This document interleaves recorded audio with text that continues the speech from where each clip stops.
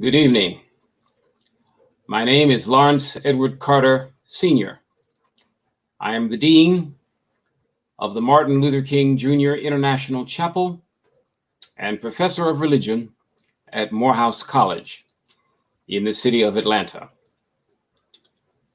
We are delighted to welcome you to our inaugural WorldHouse Wednesday.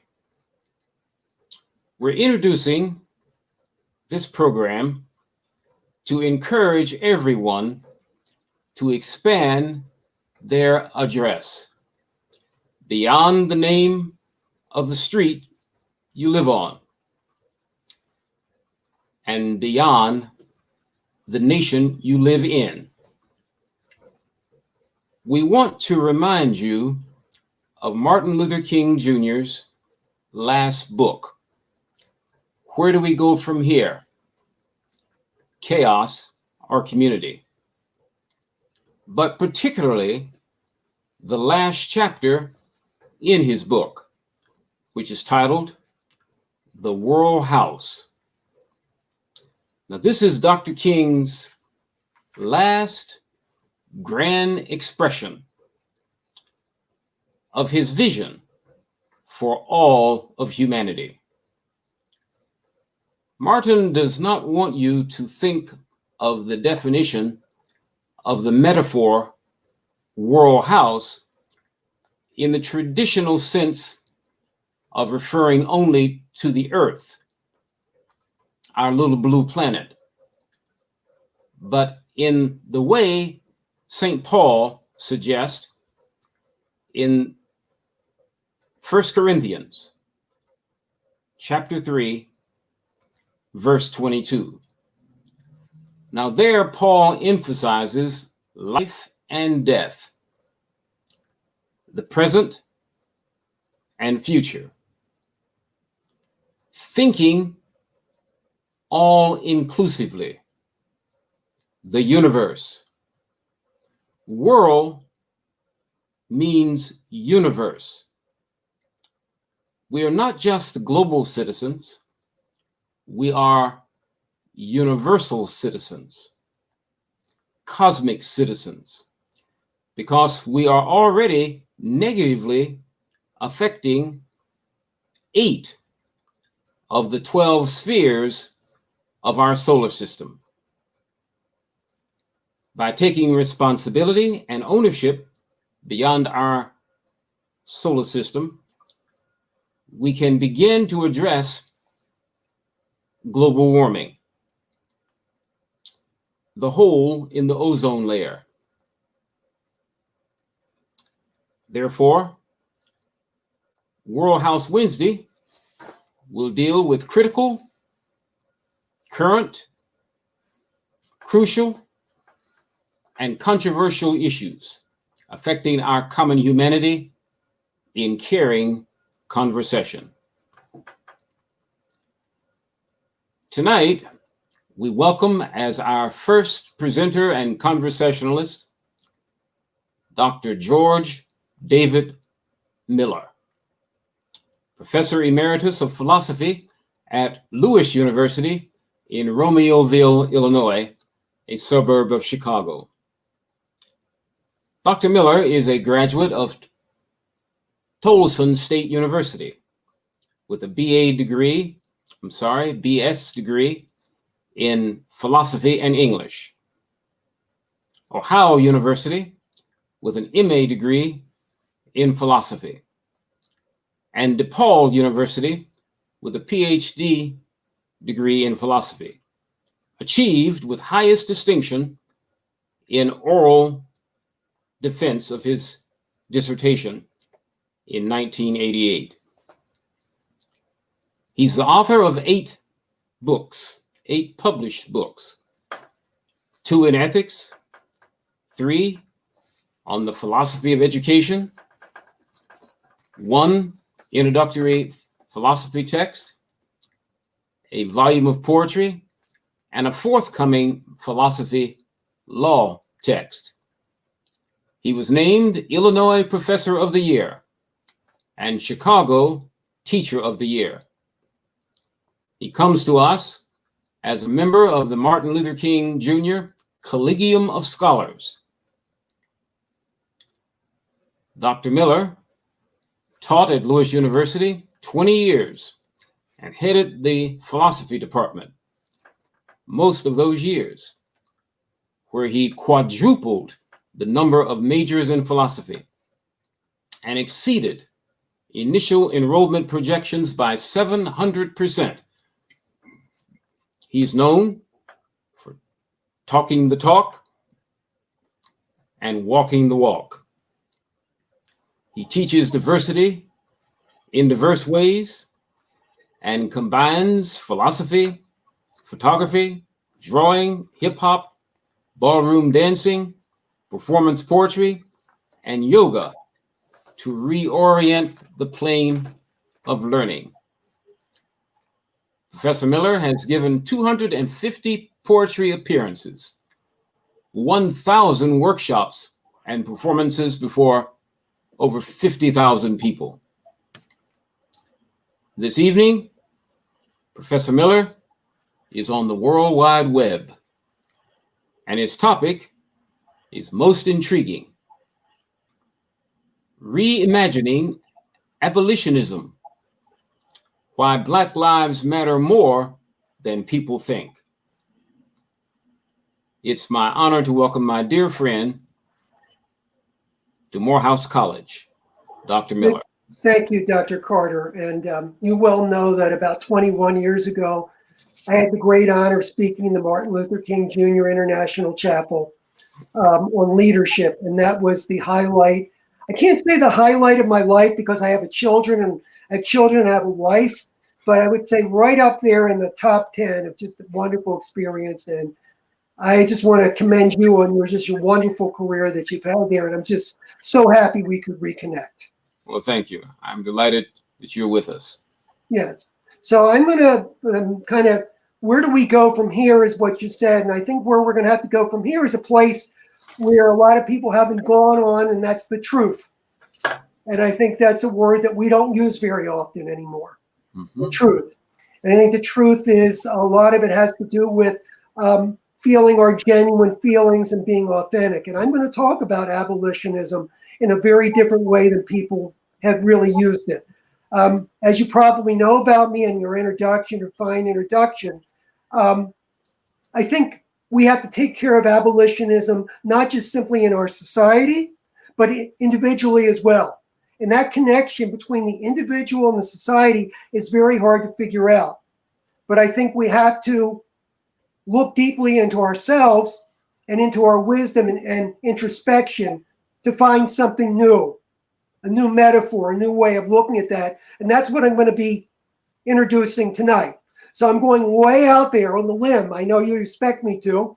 I'm going way out there on the limb to kind of say some things beyond what I think people would expect about abolitionism. You think about Frederick Douglass, and you think about Garrison, and you think about other people like that. I think we're all abolitionists. And I think we all need to be abolitionists and free not only people in society, but ourselves as well. So that's where I'm going to start. I'm going to start with hopefully this image of Black Lives Matter and the slavery medallion. If not, I'll kind of talk everybody through it. The Black Lives Matter, I want to contrast it with the medallion that says on it, "Am I not a man and a brother?" And I want to make some distinctions at the beginning, and then I want to make a relationship. Black Lives Matter is an affirmation. The other, why am I not a man and a brother, is a question. And I think if you look at it, you'll see two different audiences. Am I not a man and a brother was created by white people for a white audience. Black Lives Matter was definitely created by Black creators for a Black audience. And I am old enough, and you're old enough to remember in the 1960s, people walking with placards that said, "I am a man, Black is beautiful." They didn't ask whether Black was beautiful. They affirmed it. They didn't ask whether they were men. They affirmed it. So it's very important to understand that there's a big difference between an affirmation and a question and the audience involved. That's really not the focus of what I'm going to be talking about today, though. I think there's a relationship between the two as I've been thinking about it. And I think when we answer the question, am I not a man and your brother, it means that the question should be answered, I believe, by a moral person that of course we are. We're men and we're your brothers. And if that's the case, then of course Black Lives Matter, because we're all interconnected, as you mentioned in the beginning. I think the great thinkers like Martin Luther King, Kant, Buddha recognize this, that we're all interconnected, not just simply human beings, but everything in the universe is interconnected. And we have to seek new relationships, new compassionate relationships with other beings. So I kind of start off there and I look at the idea of what abolitionism is. And of course, number one would be very, very narrow with respect to in the country, right? In the 18th and 19th centuries to abolish slavery. But you can also be an abolitionist if you are, for example, an abolitionist of capital punishment and want to get rid of that. I want to go beyond that. And I want to say that an abolitionist today, in the way you have talked about it, wants to abolish economic, political, social, and spiritual violence. And the result of this, and this is very important to my talk tonight, mental illness. I believe that we are collectively mentally ill. I cannot believe not simply what has happened to Black people in this country, but what happens to women in Africa with female genital mutilation, what happens to animals every day for our palates. So I'm going to start there. And I'm going to start there, but I'm going to go back a little bit in time to Booker T. Washington, one of the great abolitionists. And I'm going to read from him, and I'm also going to read from Harriet Beecher Stowe. Very short passage. And Washington writes, "Dark and terrible is this picture I hold to be strictly true of the overwhelming mass of professed Christians in America. They strain at a gnat and swallow a camel. Could anything be more true of our churches? They would be shocked at the proposition of fellowshipping a sheep stealer, and at the same time they hug to their communion a man stealer, and brand me with being an infidel if I find fault with them for it. They attend with pharisaical strictness to the outward forms of religion, at the same time neglect the weightier matters of the law, judgment, mercy, and faith. They are always ready to sacrifice, but seldom to show mercy." And this next line, I think, says it all. "They are they who are represented as professing to love God, whom they have not seen, whilst they hate their brother, whom they have seen." If you cannot be compassionate to people who are suffering in front of you, you're never going to be compassionate at all. And no religion is going to make that up for you. It is that basic human kind of compassion that we show that is going to either save this planet or the lack of it is going to destroy this planet. And I go now to Harriet Beecher Stowe, who talks about everybody being complicit in this. And she makes a distinction between people in the North and people in the South. And she writes, "The people of the free states have defended, encouraged, and participated, and are more guilty for it before God than the South, in that they have not the apology of education or custom. If the mothers of the free states had all felt as they should in times past, the sons of the free states would not have been the holders and proverbially the hardest masters of slaves. The sons of the free states would not have connived at the extension of slavery in our national body.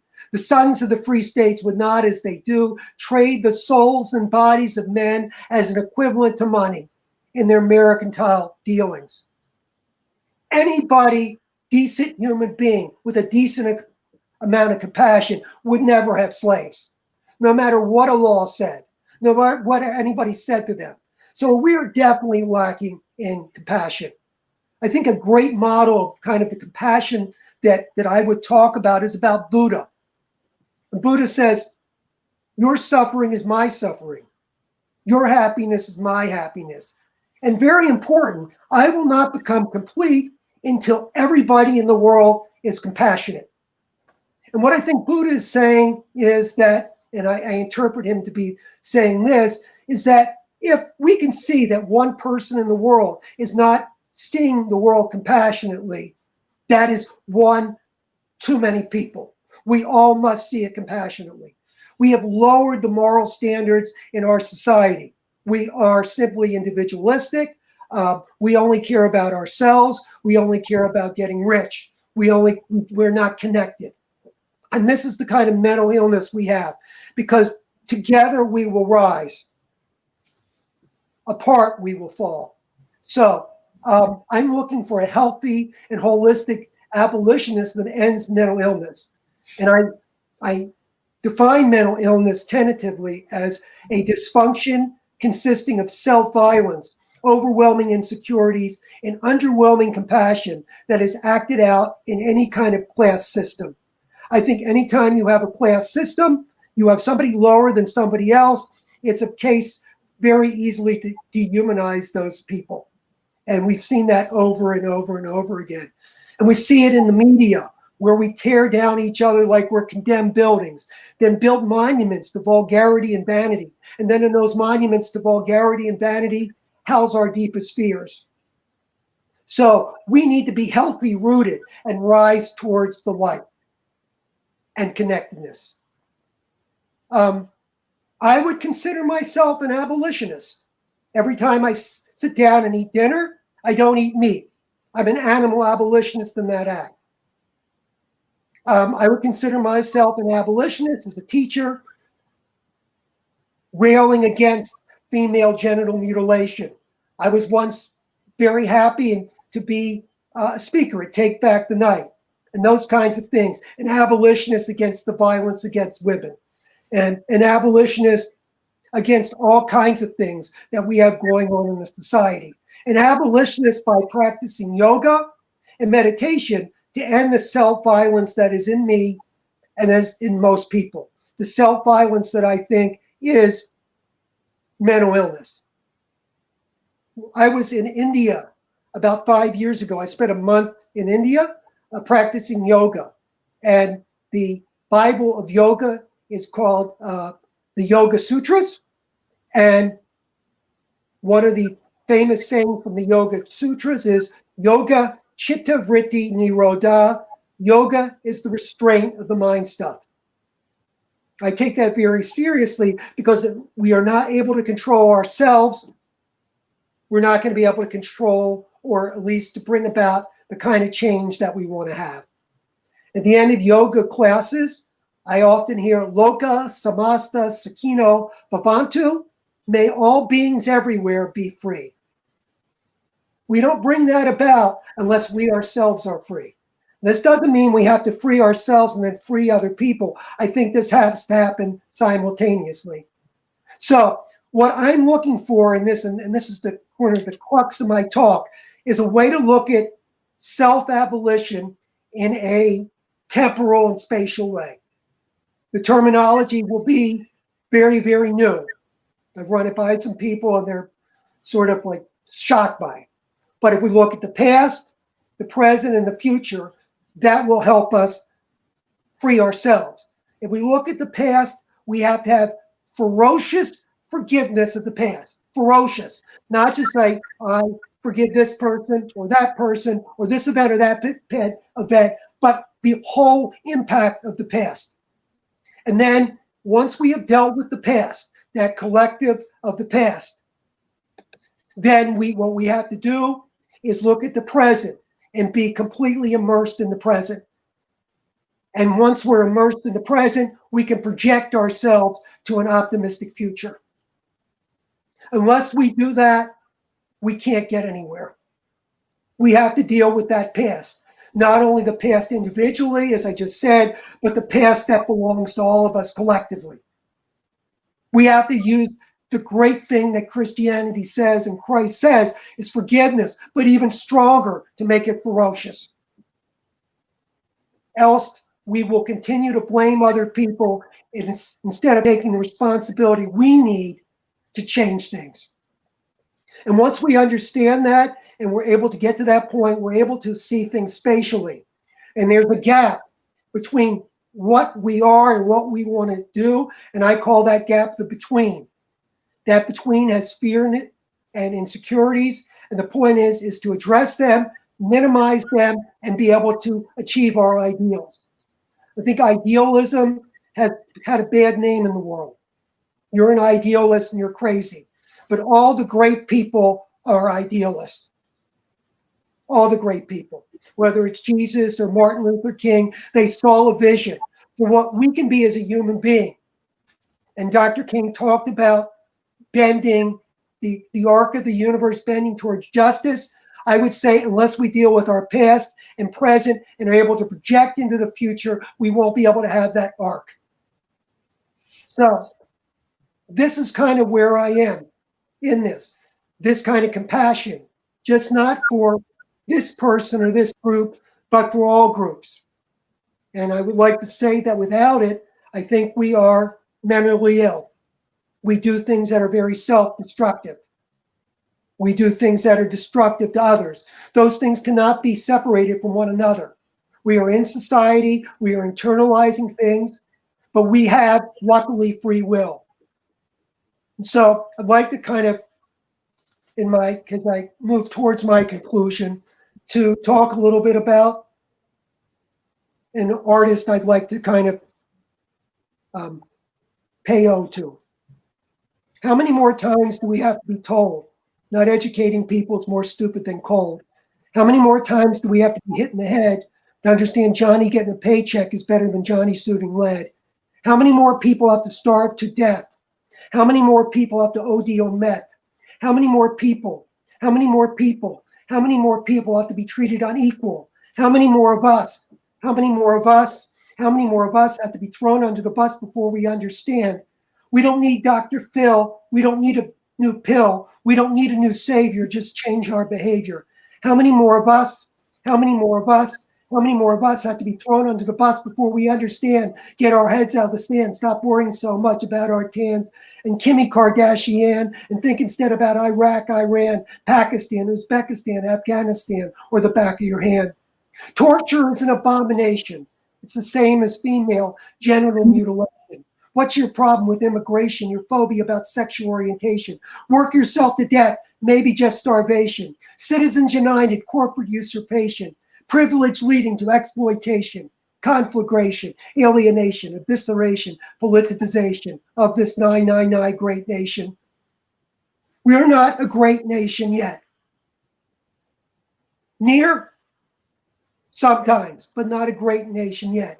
We will not become a great nation and a great world until we become compassionate. And we have to learn how to become compassionate. It is a metaphysical kind of thing.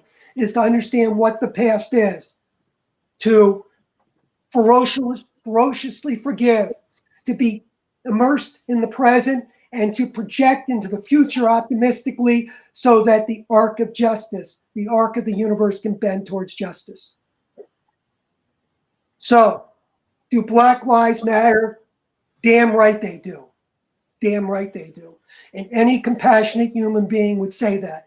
And if the answer is no, or you don't understand what it is, then there's something wrong with you, deep within you, to not understand that.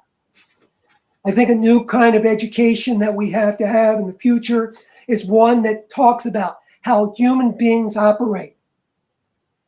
We don't have much introspection and education anymore. We don't have time for meditation. We have time for rubrics. We have time for assessment, but we don't have time for real teaching. Can you just imagine Jesus or Buddha or Socrates having to go through a rubric and not state what they believe and not have a connection with students, a compassionate connection that we have in learning? So we're far off in many, many areas. But it doesn't mean we can't do this. We can do it. So with that, I end my talk. Thank you. Well, thank you very much, Dr. Miller. I think you certainly stirred up some dust. I'm very struck by your going into the 1800s and trying to make relevant this term abolitionism, or Yes. being abolitionist. In the Black community, and especially the Black scholarly community, there is often a tendency to associate with abolitionism, particularly white abolitionist, paternalism. And so, can you say something to us about why your brand of abolitionism, a term from the 1800s, why that might be attractive today or catch on with your emphasis on compassion? Good. I mean, it's very good. Great question. I think to the whole idea, if you look at the Latin root to abolition, it's about abolishing. So we want to abolish evil in the world. But I think it has to be a larger idea of what evil is, not just as it affects my group, but as you talked about in the beginning, as it affects us globally and universally. Okay. Now, your idea put forth very strongly regarding mental illness. Violence is mentally an expression of mental illness. Yes. That certainly will get immediate agreement in a lot of places. But I'm remembering a man by the name of Thomas Szasz, a psychologist who Yes. wrote the book, The Myth of Mental Illness. Yes, I'm familiar with it. Okay, and Dr. King used to say that violence is the language of the unheard. That statement by Dr. King is coming from a place of compassion,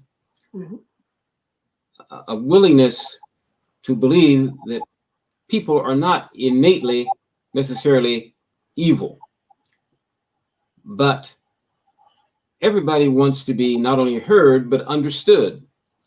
So, can you say something about the spiritual dimension? Well, that's a very good question again. And I'd like to respond to that kind of with the terminology I was using. Okay. I think all of us individually and as a society have to deal with the past. And if we don't deal with that, we're going to kind of be like ping pong balls pushed back and forth. So I think the unheard kind of thing, which I agree with, by the way, the silence of the oppressed, I'm thinking of Paulo Freire in Pedagogy of the Oppressed, similar period around in the 60s and 70s, is the same kind of thing. But my view is that we have not recognized fully, ontologically, what the past is. And we're not going to get to hear people hearing us until we actually have a certain relationship with the past that allows people to be heard. We have to forgive people, right? To hear them is to remove from our minds all the preconceptions and the anger we have of them, which forgiveness does. We are living with a government now that is very power oriented, Yes. not compassionate, Yes. and they want to make you do what is right. And we all know how they want to make illegal uses of the military or force. Hmm.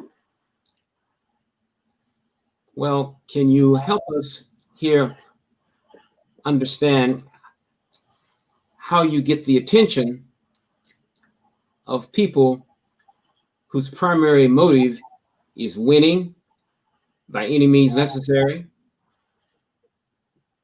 any cost, ignoring rule of law? They dismiss idealism like compassion Hmm. and empathy with a shrug of a shoulder and the wave of a hand, Yes. and they label it weakness. Yes. Yes. These people don't have any respect for the Constitution of the United States, Hmm. even though they've taken oaths to uphold and defend it. Correct. And that reverberates, echoes on the streets Hmm. in a reactionary way. Yes. Well, the Black Lives Matter movement grows out of that ethos. And I think you're trying to say that it's a gateway to a more comprehensive abolitionism. Hmm. Yeah. Yes. Elaborate on that a little bit. Well, I think there's a lot I like to elaborate on. There's a lot of meat in there. Okay. So I'd like to talk about that. I think what it is that we as a society have to, for once and for all, understand this particular thing is happening in our society. And I think young people especially can see that it's a great injustice. And from that, can build on that and see that their injustice is going everywhere. But to your earlier point about certain people in certain places in the United States, let's say Washington, D.C., who are amoral, the question all of us have to ask is, do we want to get down on the same level with them? And a lot of people say, well, we have to. But I think what happens is when we do that, we become like them, and we end up doing the same thing as they're doing. I think ultimately we have to use peace to overcome, even though it prevents us from using our full skill set. I know you and I would never do anything, the kinds of things that they're doing, because we know that would corrupt ourselves. And when society starts doing that, they become corrupt.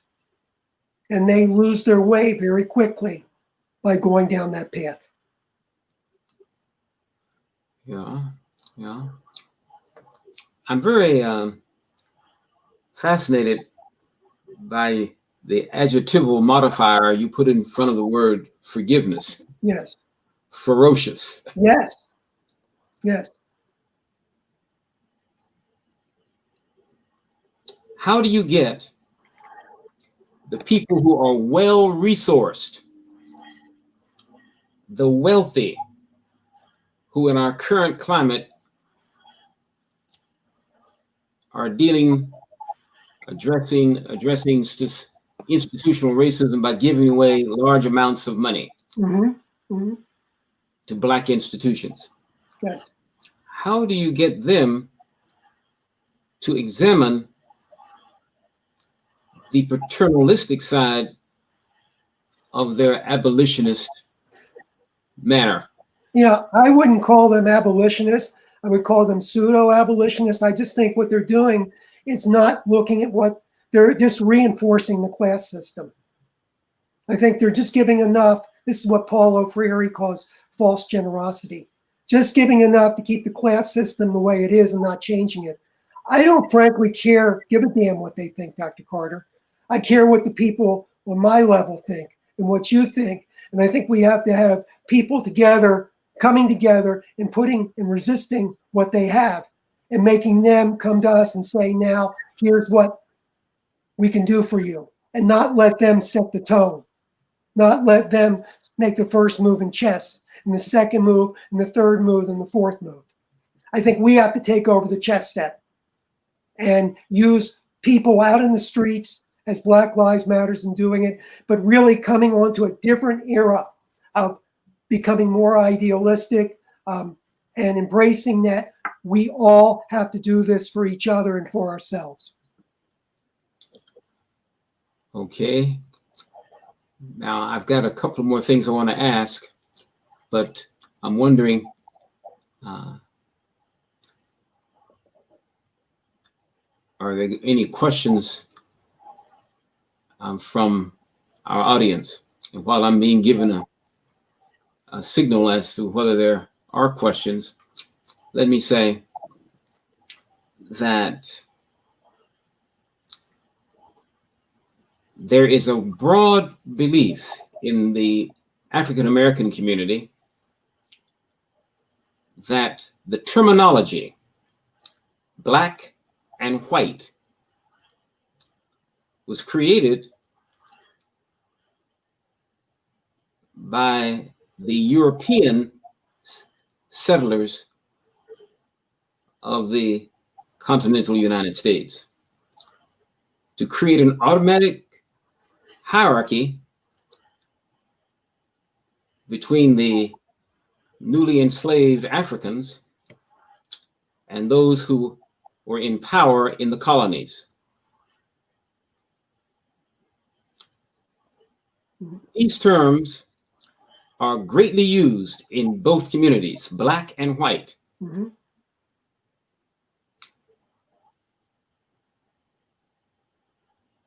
What do you think about a movement to get rid of the use of those? I agree with that. I agree with that. Just I would agree on the same way, heterosexual and homosexual. We're sexual beings. Just leave it at that. We're fluid.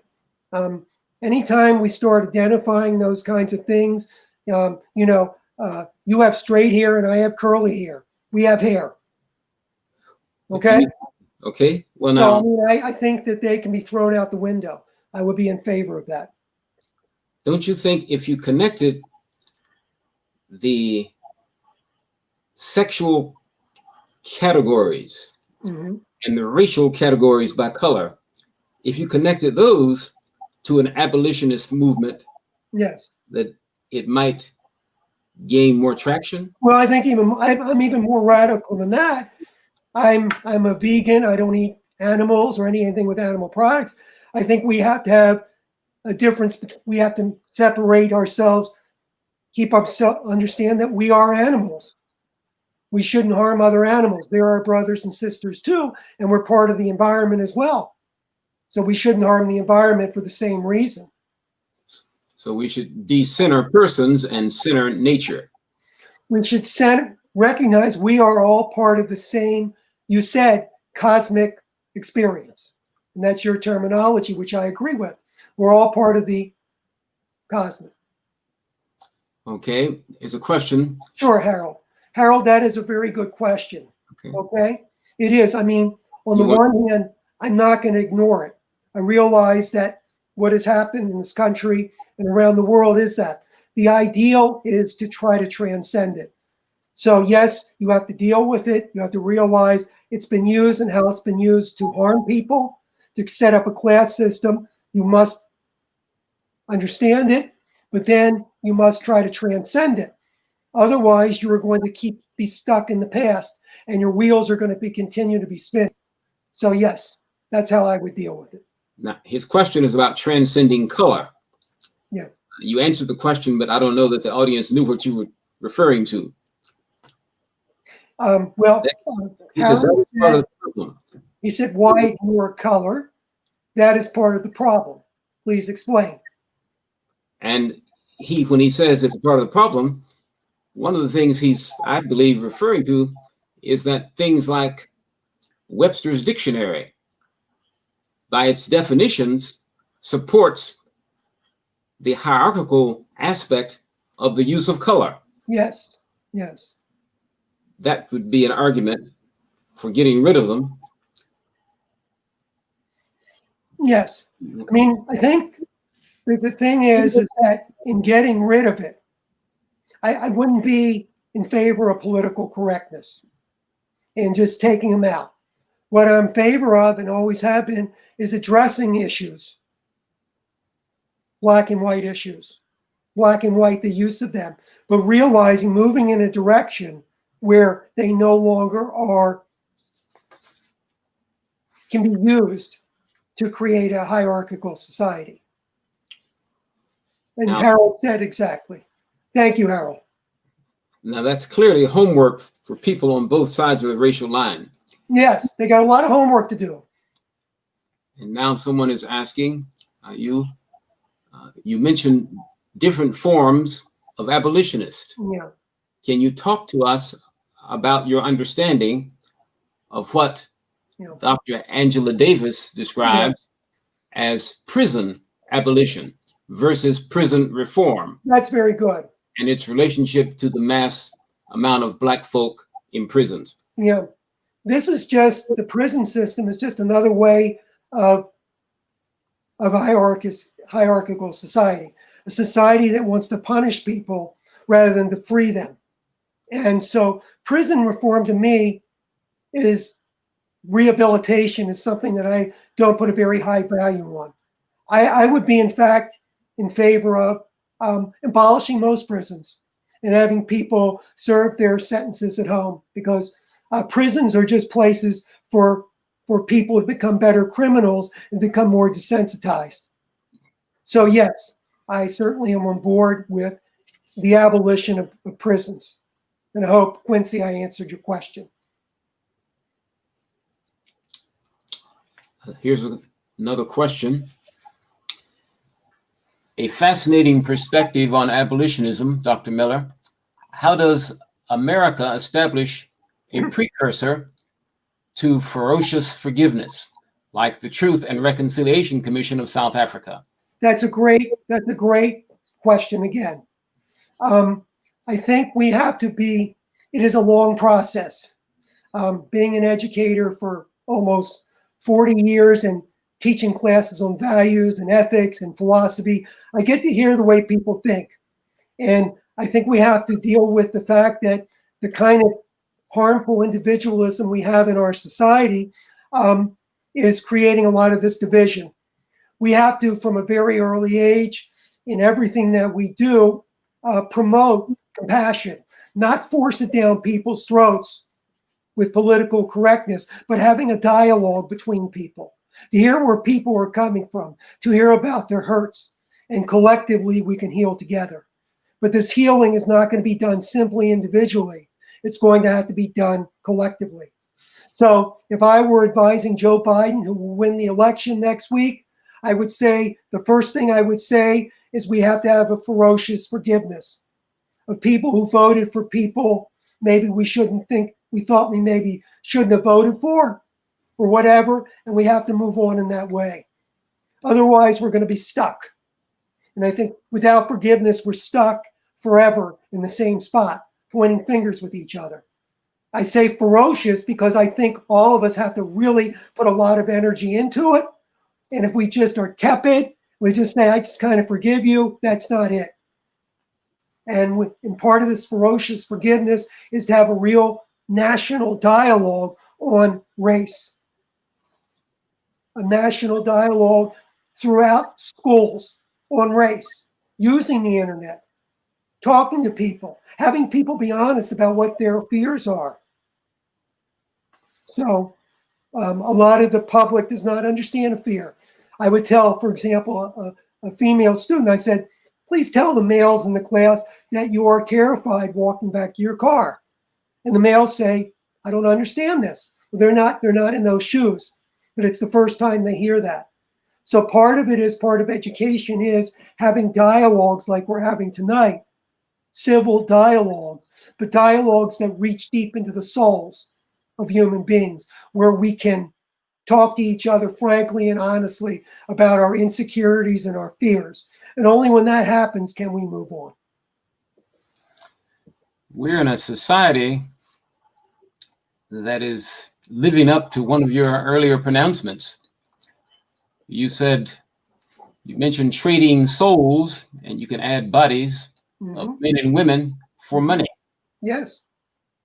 The whole rush to open up the culture and the society, in the face of spiking pandemic statistics all over the nation, seems to fly in the face of how many people are dying. Yes. There's a hard-heartedness. It's certainly against the idealism you spoke of. Yes. That is going to present quite a challenge No. for such a suggestion about starting an abolitionist movement of compassion. Yes. If I were in hell, I'd still be an idealist, because I think it's easily be an idealist when everybody else is on the bandwagon. It's hard to see the light when there's only a speck of it. And I think that's what we have to do in this age of darkness. As far as the idea of people becoming less caring, is because we've become too individualistic. For example, the United States Supreme Court, which is what I point out in my new book, in a lot of these cases is going completely libertarian in a lot of things, and the liberal aspect of the court is being lost. For example, in D.C. versus Heller, Justice Scalia argues that an individual has a right to use a handgun at home, even if it's in an urban area where data suggests that could be harmful. It's a right that people have. I'm not going to say whether he's right or wrong. I think he's wrong. But the liberal viewpoint is that safety is a shared responsibility. I believe a compassionate person says safety is a shared responsibility. And just because it doesn't affect me doesn't mean it doesn't affect other people. And an immoral person, and I know it having teaching ethics for all these years, well, I don't care about that. It doesn't affect me. And luckily I practice ferocious forgiveness, or else I would have strangled a lot of people during the course of my educational career. It doesn't matter to me. When I see that, what happens to gay people doesn't matter to them. What happens to women doesn't matter. What happens to essential workers doesn't matter. It's time to revive idealism in the face of the darkness. And somebody has to do that. And some people have to do that. And that's where we have to go. Otherwise, we become like them. If we fight like them, we become them.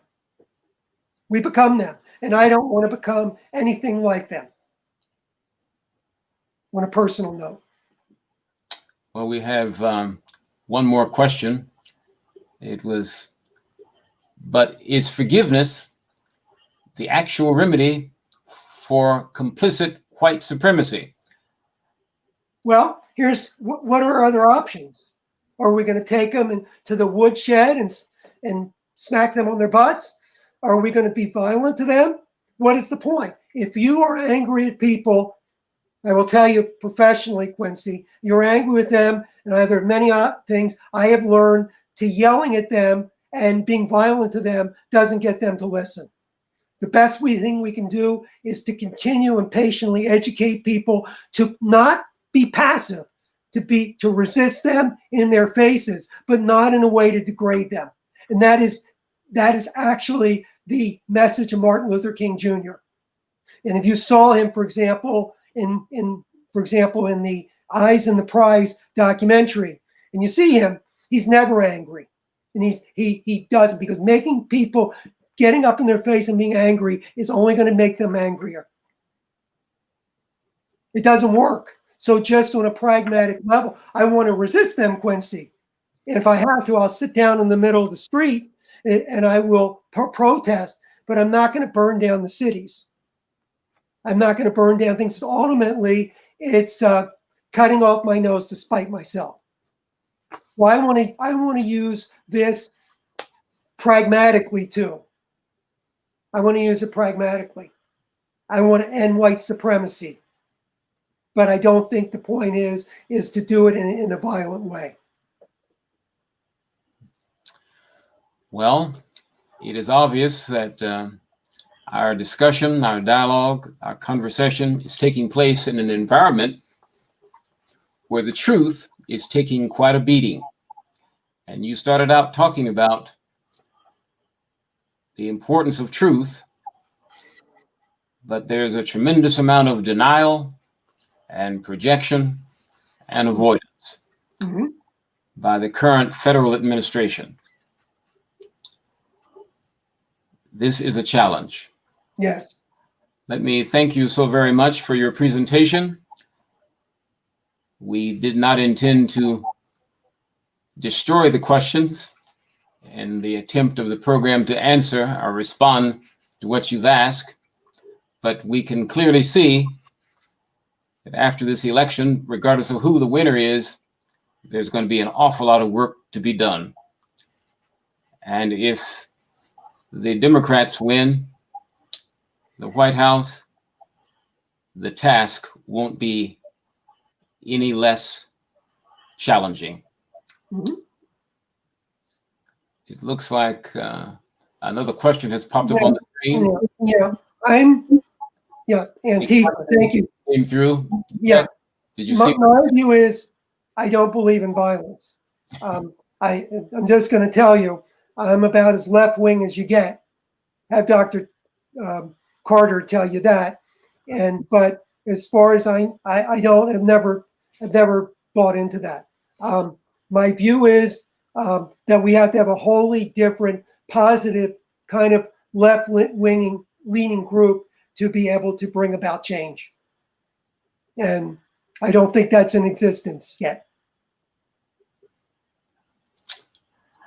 All right. Thank you so very much. You're welcome. And this will not be the last time you will be invited to Morehouse. Well, I hope so. I hope you're gonna, call me afterwards and tell me what I did wrong and everything. So I'll need a critique of that. Nope, I think you got pretty good grade. Well, good. Very good. Thank you, and give our mutual friends up there in Romeoville my warm regard and at Lewis University. Thank you so much. Thank you, Dr. Carter. Very greatly honored. Thank you so much. Thank you. Blessings. Take care. Good night. Good night.